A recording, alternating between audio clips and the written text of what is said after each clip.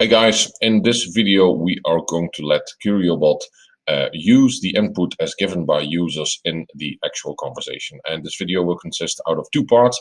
The first part is a very easy implementation, namely just the click of a button in the Quriobot control room. And the second one will be by using variables.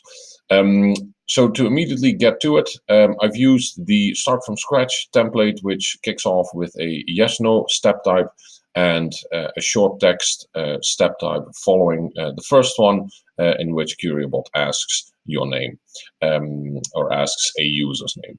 What I want to do here is let Quriobot repeat the input as given by the user, and the easy way of doing that is by using the step response button. So in this case, it's very simple. The question is, what is your name? And I want to let Quriobot repeat that name, for example, as follows.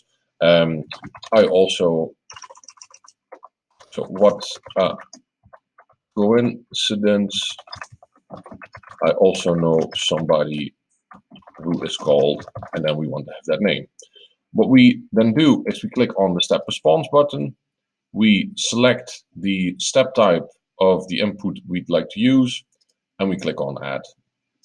We save this, and then we preview it. So the first one, the first question in this conversation is the step type with a yes/no. I'm Quriobot, ready to start, yes. And now it will ask for my name. My name is Guy. And then you'll see that the bot response is also with the repetition of what input has been given here. Now, this is the easy one. This one you can use at all times, but we've also seen some questions coming in from users in which they would like to use the given input from people in a follow-up question. Now, the easy way of doing that is as follows. I've created two additional step types, both short text questions, in which QB asks, what country would you like to visit? And then the second one is, and can you name another country where you would like to go?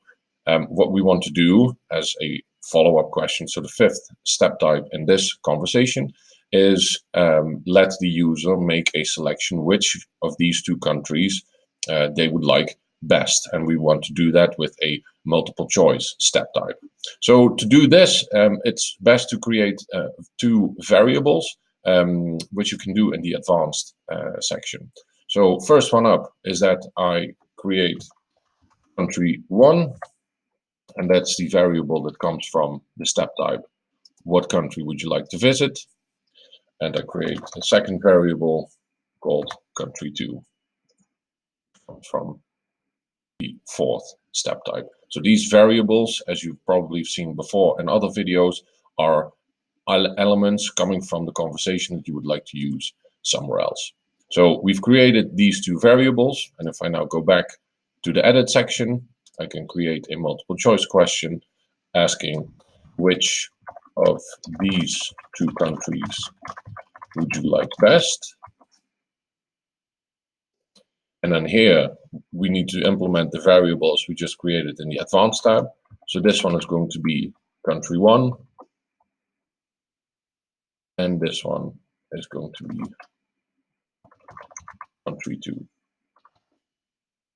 As you've seen before, these two characters are necessary for the system to recognize the variables as we've defined them here. So let's preview.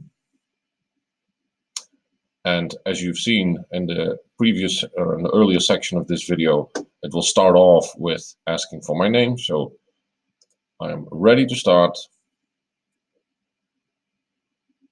My name is still Guy, which it will use. And the follow-up bot response. What country would you like to visit? And I, for example, say the Netherlands. Then the second short text is displayed. And can you name another country where you would like to go? I'd say Germany. And here in the following multiple choice question, the two are displayed and the user can make a selection, and these two are displayed because of the variables that we've created.